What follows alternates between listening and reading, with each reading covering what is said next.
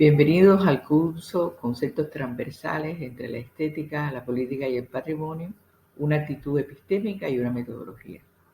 Mi nombre es Mayra Sánchez y soy investigadora del Instituto de Filosofía de La Habana, Cuba, y agradezco profundamente la invitación para poder acompañarlos en este curso.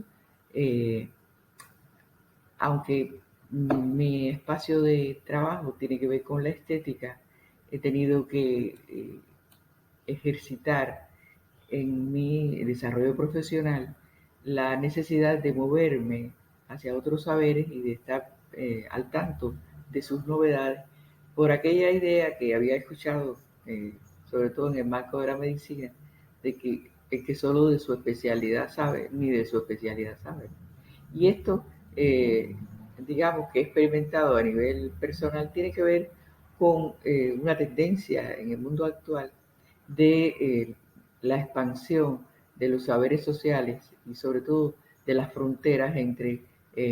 los saberes sociales que se está dando en la contemporaneidad. Y de eso es de lo que vamos a hablar. Por tanto, nuestro objetivo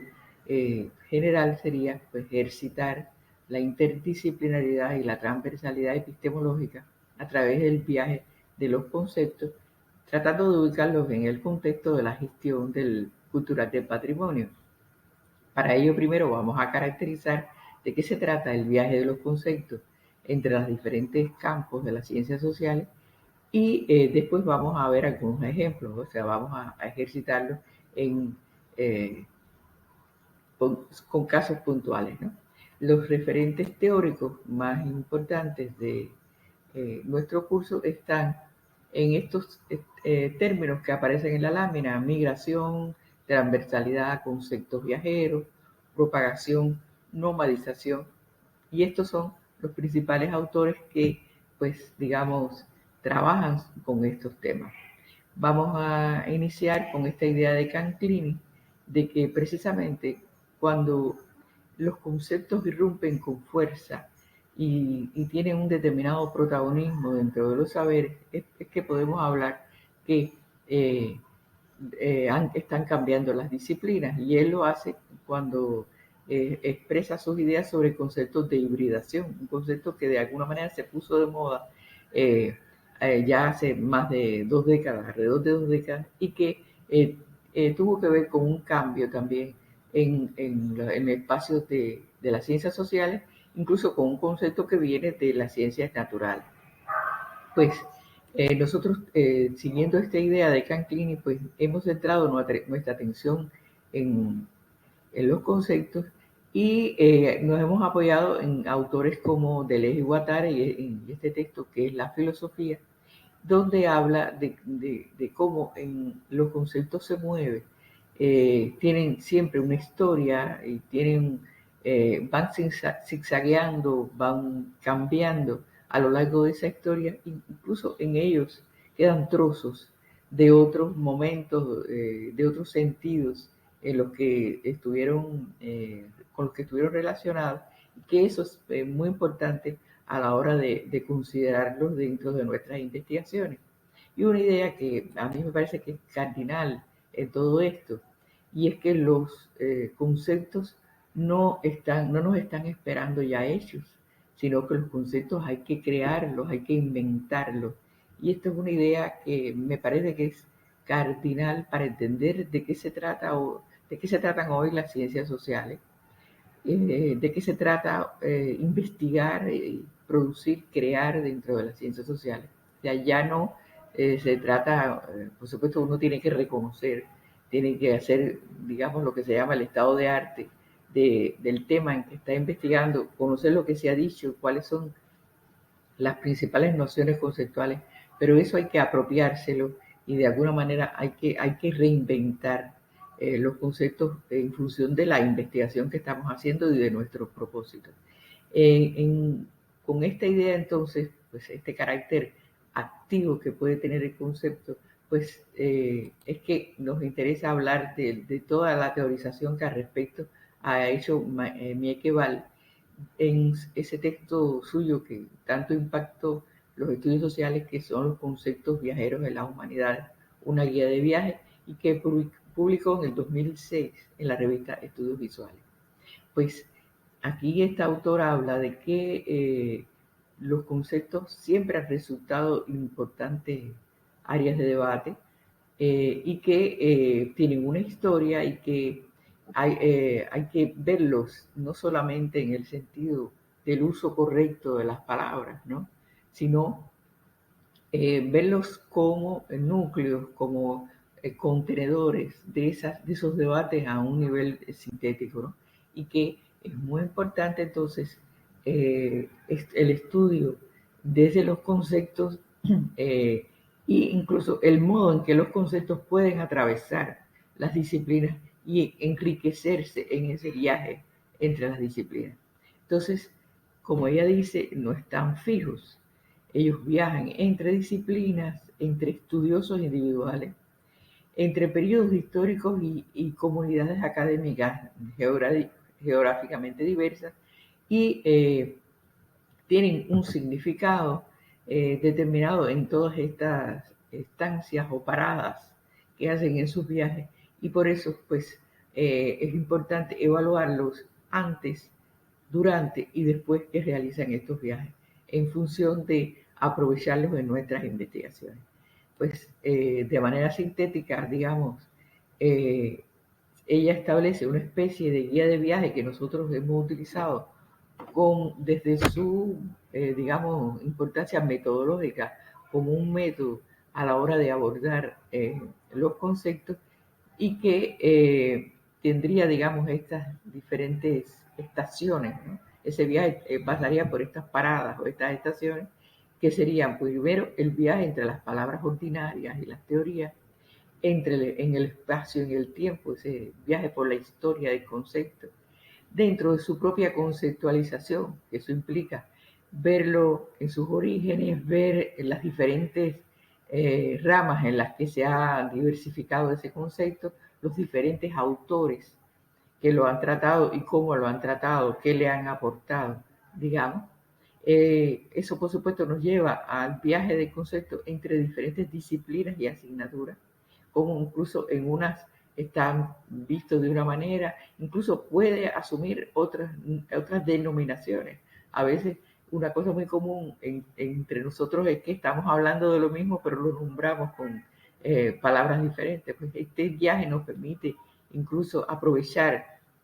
lo que se ha dicho sobre el tema que estamos tratando y sobre el concepto que estamos trabajando desde otras asignaturas y por supuesto lo mismo ocurre entre comunidades académicas y políticas diferentes. La bibliografía básica que nosotros les recomendamos para profundizar en este tema sería por este propio texto de Guattari, que es la filosofía de Deleuze y Guattari, que es la filosofía de Miekbal, el texto Concepto Viajero en las Humanidades, que fue publicado en la revista Estudios Visuales. Y especialmente esta conferencia de Miekbal trabaja con los conceptos del anacronismo como lupa, donde ella da una muestra del uso de ese término en la curaduría de una exposición donde pues lo está utilizando de manera productiva. O sea, anacronismo es un concepto que habitualmente vemos de manera peyorativa y que aquí ella está haciéndolo eh, culturalmente productivo y bueno, se lo recomiendo muy especialmente. Y finalmente, pues como muestra de lo que hemos hablado hasta aquí, voy a utilizar el ejemplo del término estetización en su viaje sobre la ciudad contemporánea que está tratado en este artículo que les recomiendo aquí, el viaje del concepto de estetización por la ciudad contemporánea a propósito de las investigaciones de los alumnos de la maestría en estética y arte de la UAP y que va a salir en el libro La estetización de la ciudad, políticas de la infraestructura cultural.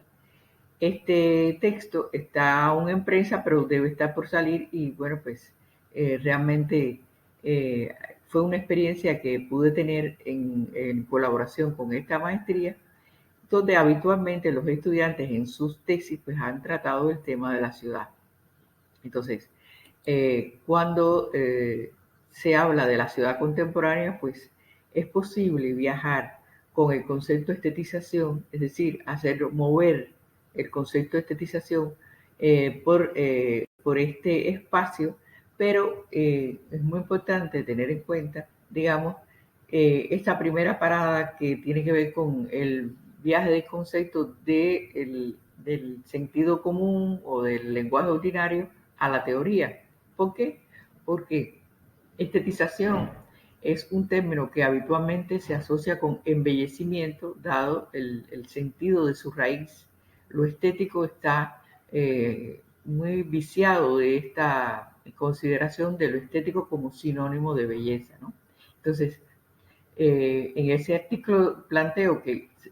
si tomamos solamente este análisis, o sea, tomamos el concepto sin más, sin analizarlo, sin verlo en profundidad, pues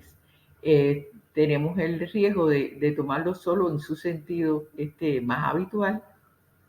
y esto nos iluminaría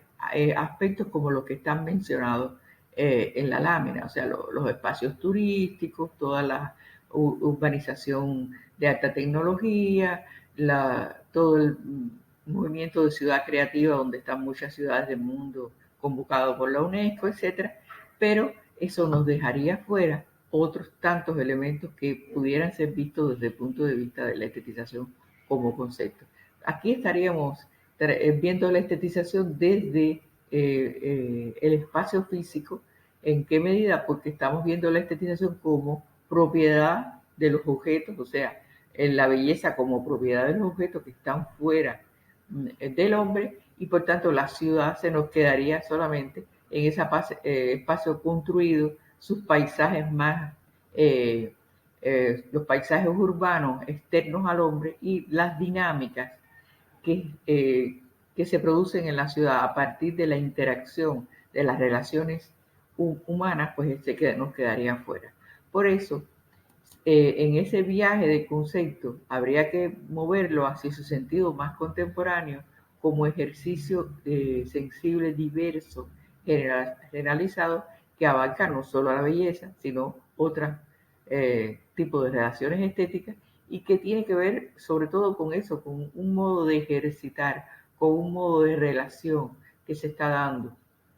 en el mundo hoy y que por supuesto también se da en la sociedad, que tiene que ver con el intercambio de efectos estéticos. Entonces, desde esa óptica entrarían a ser considerados otros conceptos y otros elementos dentro de la ciudad contemporánea, como, digamos, esos espacios invisibles, digamos, espacios residuales que han perdido su uso, fábricas abandonadas, edificios destruidos, que también, por supuesto, están dentro de la ciudad y que generan un tipo de relación con ellos, a veces generan desagrado, a veces incluso temor, ¿verdad? Pero también los grafitis, las pintas sobre las paredes, los lugares que la gente visita con frecuencia, es decir, esos senderos que se establecen a partir de dinámicas sociales específicas y que tienen que ver con nuevas maneras de ejercitar sensiblemente nuestra relación con la ciudad, y que, digamos, marcan determinadas rutas dentro de esa ciudad, incluso rutas que son diferentes de acuerdo a los barrios, de acuerdo a los grupos sociales, de acuerdo a las personas que viven incluso en espacio-tiempos diferentes, aunque habitan el mismo lugar. Incluso habría que entender también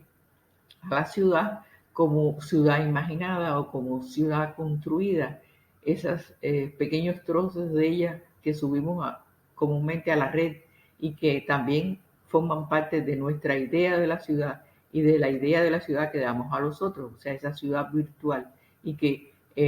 por supuesto construye o constituye el paisaje urbano contemporáneo. Hay un término muy interesante y que los estudiantes de la maestría, algunos de ellos utilizaron, que es el de ensamblaje cultural urbano, un concepto que les recomiendo profundamente y que tiene que ver con esta idea de vincular dinámicas sociales con objetos materiales, con espacios construidos, incluso con elementos del medio geográfico donde la ciudad se encamina. Entonces, esta idea, este tipo de tratamiento de los conceptos es lo que ejercitaremos en lo que resta del curso y para ello pues yo les pregunto y lo dejo como pregunta problemática si es posible hacer este tipo de travesía entre los campos de estética, política y patrimonio, qué ventaja nos traería y si es posible ejercitar este tipo de metodología desde los espacios en los que nos movemos. Entonces, hasta aquí este primer fragmento y los espero en el próximo. Muchas gracias. Bienvenidos nuevamente a nuestro curso sobre conceptos transversales. En la primera parte abordamos el fundamento teórico de la opción metodológica que estamos poniendo en uso, que es la de los conceptos transversales en el campo de las investigaciones sociales. Esta opción es una alternativa a los encerramientos disciplinares que aún padecemos, derivada de la constitución moderna de los saberes, que no solamente separaron el pensamiento en partes, sino que ontologizaron estas separaciones, o sea, las convirtieron en suposiciones reales, ¿no? Era como si la propia realidad también estuviera separada y crearon esta idea de la realidad dividida en regiones inconexas. Este es el caso, por supuesto, de estos tres saberes con los que estamos tratando de relacionarnos, la estética, la política y el patrimonio, cada uno de ellos con objetos específicos y vistos de manera desconectada, ¿no? Habitualmente, y que bueno, pues a través del viaje de los conceptos vamos a tratar de mostrar pues cómo esa conexión no solo es posible, sino además totalmente necesaria. Vamos a utilizar para ello entonces la metodología del viaje de los conceptos que vimos en la primera parte de la clase y vamos a hacerlo tomando de la mano un concepto que tiene que ver, como ya veremos, con esos tres dominios, con la estética, la política y el patrimonio, que es el concepto de artificación. Pues resulta que la artificación es un concepto relativamente reciente, por eso se habla de que es un neologismo y es muy importante cuando lo vamos a utilizar hacer el viaje que se considera como digamos preliminar en nuestra metodología entre el lenguaje ordinario y la teoría. Fíjense que cuando uno busca el sentido que en un diccionario, en una enciclopedia, que significa artificación, si bien encontramos que se entiende como que es algo hecho con arte o que está relacionado con arte, también se utiliza para hablar de lo artificioso, de lo artificial, en un cierto sentido peyorativo. Por eso, en el fragmento que vemos en la lámina, pues Roberta Chapero, que es una de las estudiosas que en tiempos recientes dio a la luz este concepto de artificación en uno de sus sentidos, pues está hablando de que a veces está asociado a los procesos de mercantilización que se enfrenta a la autenticidad de las cosas. Por tanto, hay un cierto uso peyorativo del término estetización que ella, por supuesto, trata de exorcizar en su propio estudio. Incluso habla de abrir dentro de la sociología un campo que se ocupa de los fenómenos asociados al modo en que ella entiende la artificación. O sea que este viaje de concepto del lenguaje ordinario a la teoría siempre es muy importante para saber los sentidos con que este término se está usando en el lenguaje común, porque el sentido común pues a veces se constituye en obstáculo epistemológico para poder entender las cosas.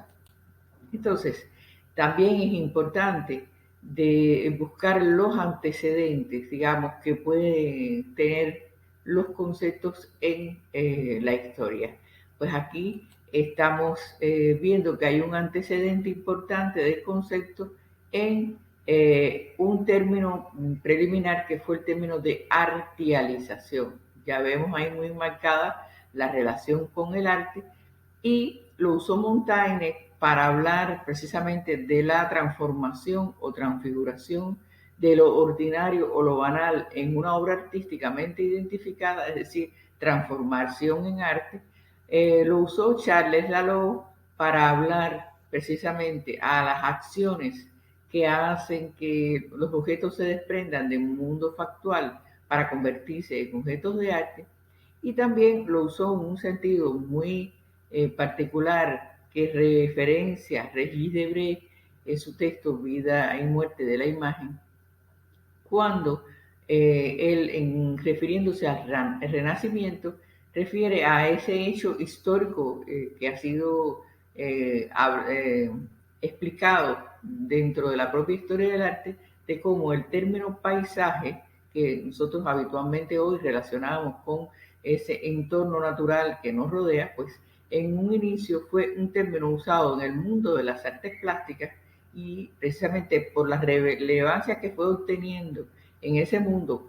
pues fue que se extendió al mundo de la naturaleza. Por eso Alain Roger lo utiliza para hablar de ese descubrimiento que se hace desde el arte de la propia naturaleza a través del término paisaje. Entonces, evidentemente, pues el concepto de arte tiene en su raíz, perdón, el concepto de artificación tiene en su raíz al concepto de arte. Y aunque artificación es un concepto reciente, puede utilizarse para explicar el proceso de construcción del arte moderno, precisamente que se fue acumulando desde los siglos XIV y XV para ya consolidarse alrededor del siglo XVIII en el proceso de autonomía del arte.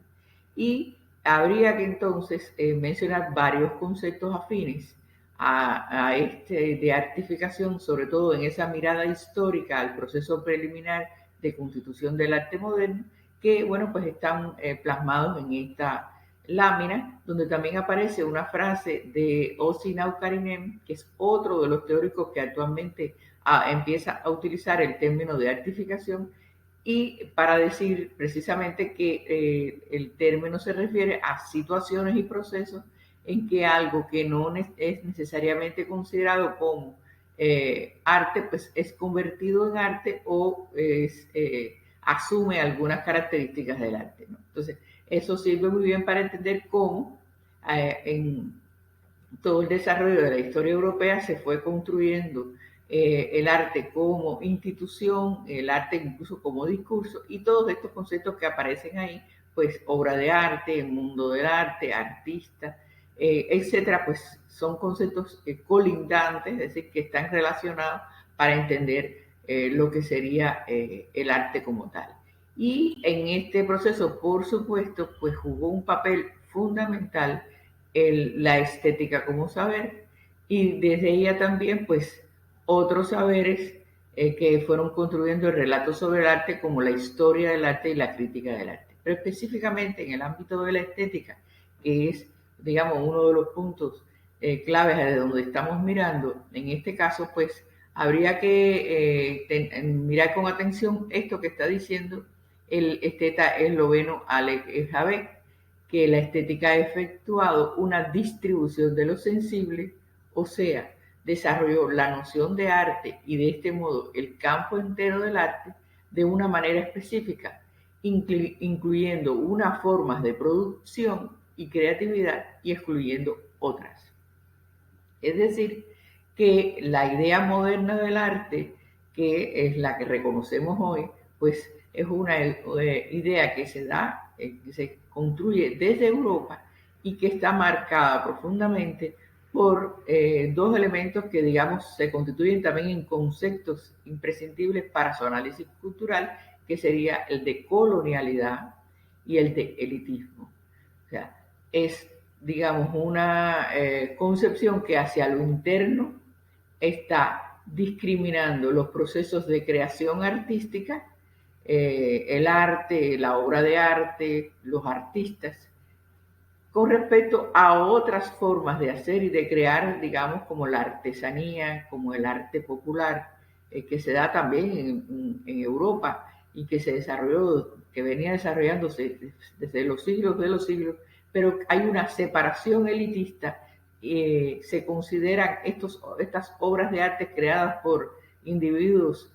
talentosos, incluso geniales, pues se separan del resto de los objetos de uso y consumo se separan del resto de las creaciones, digamos, artesanales, y por eso se habla de un elitismo. Como también esto se produce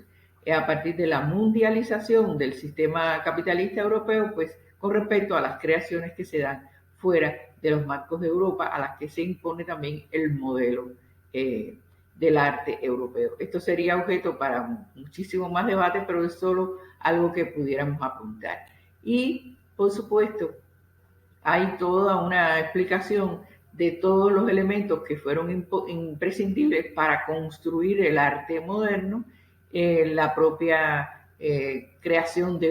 obras de arte y separación de esas obras de los objetos cotidianos, la constitución del artista como figura social importante y bueno, pues todas las separaciones que se dan de esos artistas de primero de los artesanos, incluso después de los aristócratas que habían sido sus mecenas, etcétera, y que, por supuesto, implicó la creación de un mercado, de una audiencia y de una estética, o sea, de una normatividad teórica al respecto, que muy brevemente se expresa en esta lámina, o sea, la idea de la forma con el elemento fundamental del arte, la representación, la mímesis, la belleza, etcétera, que van construyendo esta idea de arte y que está profundamente bañada, por supuesto, por estos dos términos de elitismo y colonialidad. Y que también se extiende, como habíamos dicho, al resto del mundo y que expresa, por supuesto, desde ahí también esa relación entre estética, política y patrimonio. ¿Por qué? Porque justamente se norma desde el relato, desde el discurso, lo que es superior, lo que está en la cúspide de la jerarquía de los valores estéticos, y esto se utiliza como instrumento en la política y en la determinación de qué cosa es lo que se va a conservar, qué es lo que se protege desde el poder del Estado y qué es lo que es de menor importancia y que por tanto no se protege. Y recordemos que en un inicio la idea del patrimonio estuvo muy asociada a las llamadas obras maestras y que son las que, por supuesto, tienen el beneficio de la protección política. Y ahí, bueno, pues de alguna manera se ve esta relación. Sin embargo, el uso actual del concepto está asociado a procesos que tienen que ver con la incorporación al mundo del arte de otras actividades, de otras maneras de hacer, y es lo que está hablando Shapiro y Heining en este fragmento que aparece en la lámina, y es de alguna manera uno de los elementos que ellas están tomando para asir de la mano el concepto de artificación. Y dice, fíjense que ellas están hablando de un campo dentro de la sociología donde se incluirían toda una serie de cambios que se van a estar produciendo desde la mitad del siglo XX, cambios en la pintura, en la impresión, en los dibujos animados, el graffiti, el tribal art, el outsider art, objetos de culto, patrimonio nacional, fotografía, cine, teatro, circo, breakdance, magia, moda de lujo, gastronomía, el jazz, o sea, toda una serie de fenómenos que aparentemente están inconexos, pero que todos se reúnen bajo el término de artificación. Y entienden entonces que la artificación es un proceso de movimiento continuo donde se desplazan de la vida cotidiana, del contexto extraartístico al concepto artístico, toda una serie de fenómenos que como se ve en esta lámina, pues tienen que ver con transformaciones que se dan en el siglo XX, segunda mitad del siglo XX, y por eso dice que sucedió cuando el jazz fue primero transcrito en notación musical, cuando la película se separó de su emplazamiento inicial en la feria, cuando se fotografió el graffiti y fue publicado en libros, y cuando los beat dancers dejaron la calle para ir al escenario. O sea, este proceso ellas la entienden como un proceso de artificación que de manera muy, digamos, profunda, explican a través de todo un conjunto de procesos en los cuales, según ellas, se produce arte o se transforman determinadas actividades en arte. Procesos que llevan implícitos aspectos teóricos, ¿verdad? Como la redefinición, la intelectualización, pero también elementos de tipo político como la consolidación legal, el cambio organizacional, como el mecenazgo, o sea, el Estado se convierte en mecenas de algunas actividades, ponen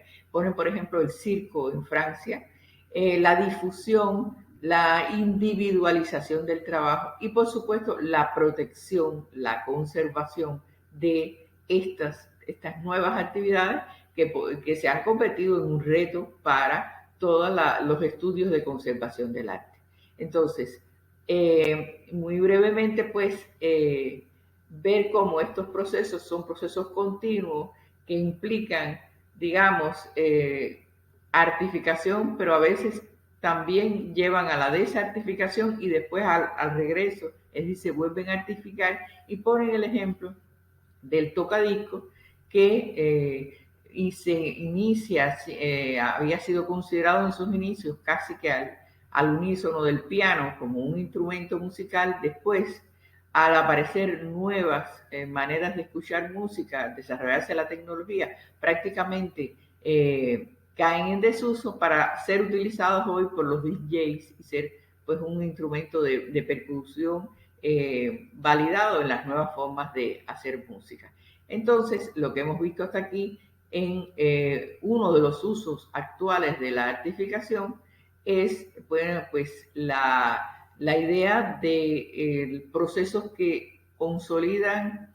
algunas maneras de hacer, relaciones, etcétera, y figuras asociadas a ellas y objetos asociados a ellas se convierten en arte. Con ese proceso podría incluso explicarse la propia construcción del arte moderno y aparecen en uno de sus usos asociados precisamente a toda esta conversión de objetos y procesos en fenómenos artísticos. Ahora, cabría preguntarse si este, bueno, es el único uso que tiene el concepto de artificación, si existen otros usos, y cómo se articula en este concepto la relación estética, política y patrimonio, tanto en este uso del concepto como en otros que vamos a ver en la tercera parte de la clase. Yo sé que pues, puede haber muchísimas interrogantes y por eso les pongo mi correo para que se sientan en la posibilidad de intercambiar sobre sus interrogantes sobre este tan interesante tema. Muchas gracias, hasta aquí. Bienvenidos a la tercera parte del curso Conceptos transversales entre estética, política y patrimonio. En las dos partes anteriores hemos visto elementos generales, primero, sobre los conceptos viajeros, esta metodología, etc. Y en la parte anterior habíamos hablado del concepto de artificación, lo hicimos viajar en el tiempo, hacia su pasado, hacia sus antecedentes, y llegamos a algunos de los usos contemporáneos asociados a lo artístico. Pues hoy vamos a ver que también existen otros usos y en ellos nos vamos a detener. Así que los invito a que viajen conmigo por lo que resta de travesía con este concepto. Entonces, en primer lugar, vamos a ver un término que de alguna manera estaba incluido en las nuevas formas de hacer arte que se incorporan en la segunda mitad del siglo XX, pero que no debemos reducirlo solo a ello, es decir, la llamada artificación del tatuaje, pues no solamente implica su inclusión o al menos el debate en torno a la inclusión de esta práctica corporal como una forma de arte, sino también su reivindicación dentro del mundo de la moda como una práctica corporal que resulta del agrado, que resulta dignificada por amplias mayorías en nuestros tiempos y que de alguna manera significa entonces que también se ha artificado, entendiéndolo aquí desde, como habla de esta frase que aparece en la lámina, de esa dignificación, ¿no?, que se le da a esta práctica corporal. Y pues por eso es una práctica corporal no necesariamente artística, pero que ha recibido y sigue recibiendo pues la aceptación sobre todo de los jóvenes, ¿no? Otro caso similar es de lo que se ha llamado el fenómeno que se conoce como artificación de la pobreza. Pues este es un asunto que tiene que ver con también con el arte, de alguna manera, porque se ha incorporado el arte, la pobreza como una especie de decorado alrededor del cual se generan prácticas artísticas, pero este término que hemos utilizado, decorado, significa que solamente se ve de manera superficial sin intentar penetrar en la complejidad de su existencia. Y es que justamente muchos artistas se han relacionado con barrios pobres, con favelas, y hacen de ellos el soporte de su obra. Vemos aquí en la imagen pues una escultura que se emplaza en el Palacio Municipal de San Martín en Argentina, donde aparece la imagen de un homeless. Pero como les decía, el discurso no va más allá que su presentación formal y no se pretende cambiar las circunstancias. Ahora, no solamente esto se da en el campo artístico más tradicional, sino también dentro de los medios, el cine, la televisión, los videojuegos, que han convertido a la pobreza también en contexto dramático de sus presentaciones, en la búsqueda, digamos, de toda una serie de sensaciones y de emociones que genera el contacto con los procesos que allí se dan, digamos, con la violencia, con el terror, etcétera, en un sentido pues puramente comercial también. Entonces, esta artificación de la pobreza pues es otro fenómeno que valdría la pena considerar cuando estamos viajando con el concepto de artificación y sus sentidos contemporáneos en que se usa en la actualidad. Hay otra dimensión del concepto de artificación que resulta muy interesante y que aquí estamos refiriéndola a Ellen Dissanayake, que desde la etología habla de la artificación como un hacer especial que siempre tuvo el hombre, que siempre estuvo presente en la humanidad y que implica, incluso garantiza la continuidad de la especie, garantiza que determinadas normas, que determinadas maneras de ser, pues se trasladen entre las generaciones. Y es un tema realmente interesante porque se relaciona con lo artístico, pero de otra manera. O sea, lo que hemos visto hasta aquí ha tenido que ver con la concepción moderna de lo artístico, asociada al discurso de la forma, con circuitos propios, con especialistas, con objetos especiales que serían las obras de arte, pero este planteamiento de artificación de Helen Dissanayake y sus seguidores tiene que ver con el arte en el sentido antropológico. Y esto es algo que por supuesto también toca la relación de los campos en los que habíamos centrado nuestra atención, es decir, los campos de la estética, la política y el patrimonio, porque habla de un hacer artístico que no está necesariamente asociado con la institución, con el circuito del gran arte, entre comillas, sino con el ser humano en general, con su hacer especial, que marca pues las tradiciones, las costumbres, las maneras propias de ser en cada región del mundo. Entonces, también esta manera de entender la artificación pone, digamos que un reto a esta relación de estética y política y patrimonio, y si lo miramos desde el último de ellos, o sea, desde el patrimonio, pues nos indica también que no solo debemos eh, preservar, proteger, restaurar aquello que tiene que ver con la institucionalidad artística, sino que todo lo que es resultado de la huella del hombre, pues es digno de pertenecer a su memoria y de ser conservado. O sea, son de alguna manera, maneras de entender la artificación que siguen planteándonos la complejidad del tema. Hay otros usos que son contemporáneos y que se refieren a prácticas contemporáneas como este de Ossi Naukarinen,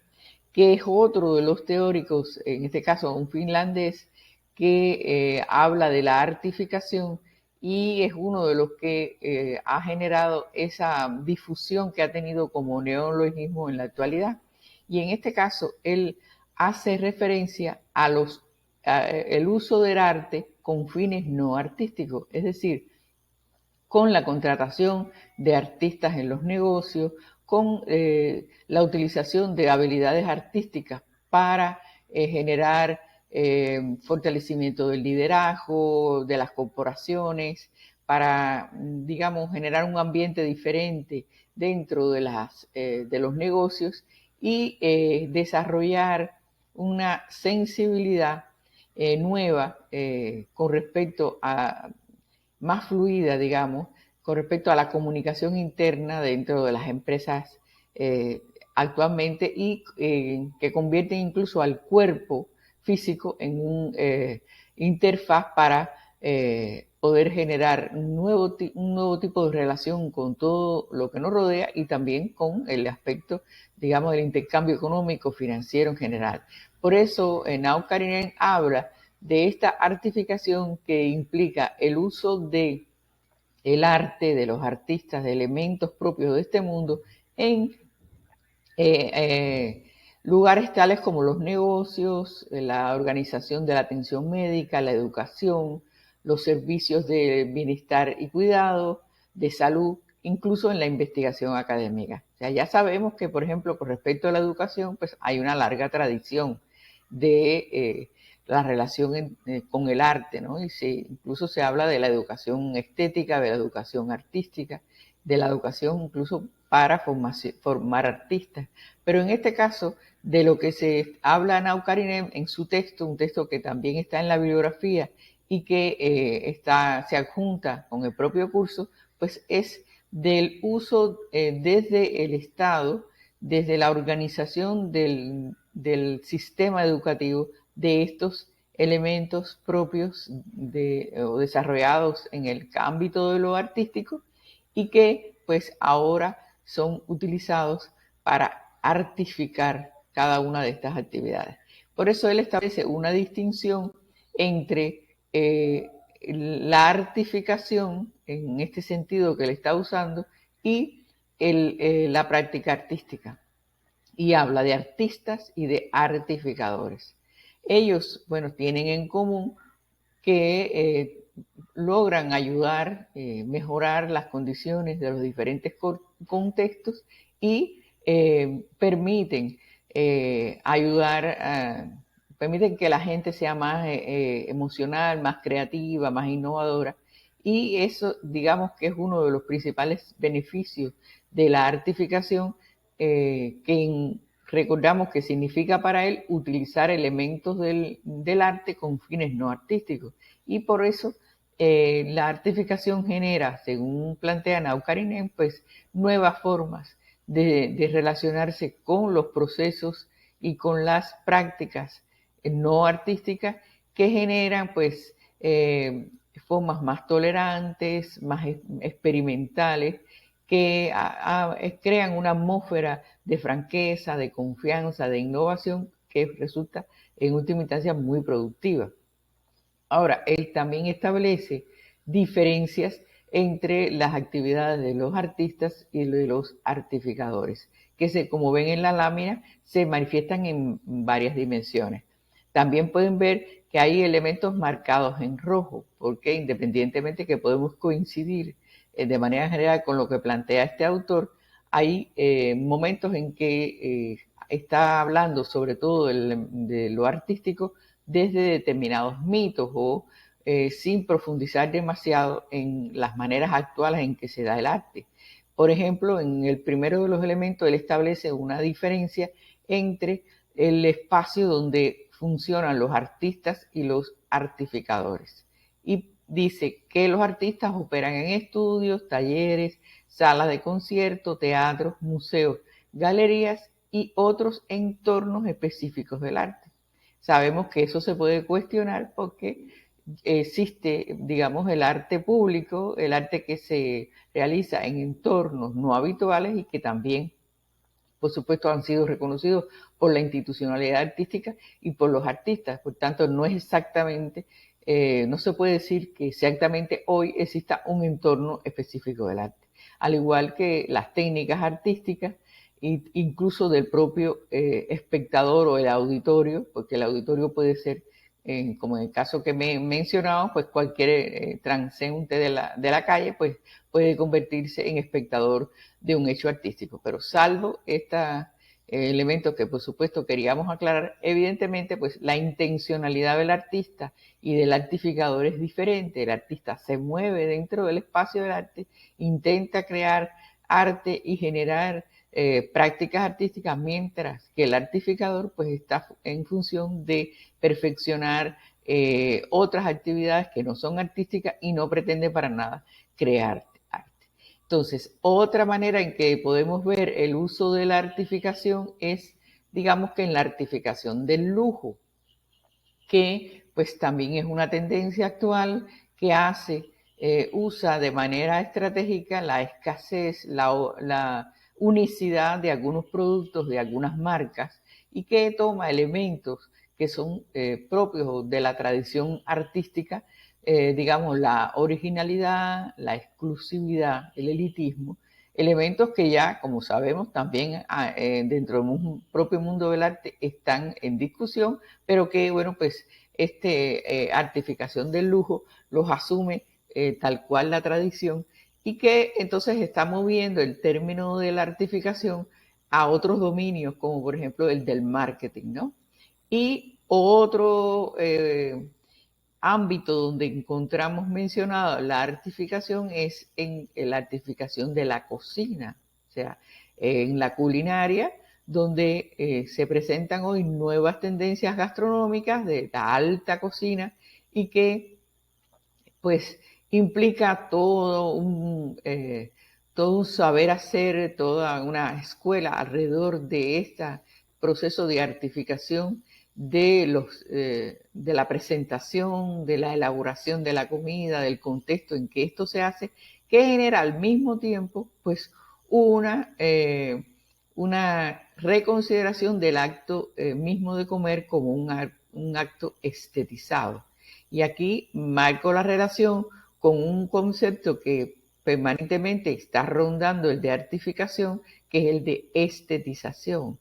que habíamos mencionado en nuestra primera clase y que tiene que ver precisamente con esa generalización de relaciones estéticas en todos los ámbitos de la vida actual y que por supuesto está detrás de esa artificación de la cocina. Se artifica la cocina, se artifica el contexto del restaurante, la presentación de los platos, los sabores, los olores, etcétera, para un espectador, en este caso para un consumidor que está en la búsqueda de este tipo de relación, un consumidor estetizado. Y por eso nos preguntamos cuál es el contexto, qué circunstancias epocales están detrás de toda esta artificación de prácticas que habitualmente no se habían artificado o no de manera tan amplia y abierta y generalizada como en estos días. Y por supuesto ahí nos topamos con la estetización como contextos de nuestra época. O sea, se habla de que vivimos en una sociedad estetizada, por tanto, el concepto de estetización, como ya decía, es un concepto colindante con el de artificación y que, entre otras cosas, implica un mandato general hacia la autorrealización del individuo, la búsqueda de esa autenticidad y de esa realización expresiva que todo el mundo pues se encuentra en el derecho de realizar y que genera un acercamiento hacia las prácticas artísticas, pero también hacia la restauración de la dignidad irrespetada de determinados grupos de personas, de determinadas minorías que pues se encuentran, digamos, contextualmente en el derecho de manifestarse y de expresar pues su propia manera de ser, ¿sí? Por tanto, los pobres, los excluidos, las minorías étnicas encuentran un espacio de realización, y lo pongo entre comillas porque ya habíamos visto de que estos espacios de realización son solo a nivel formal, y por eso, bueno, pues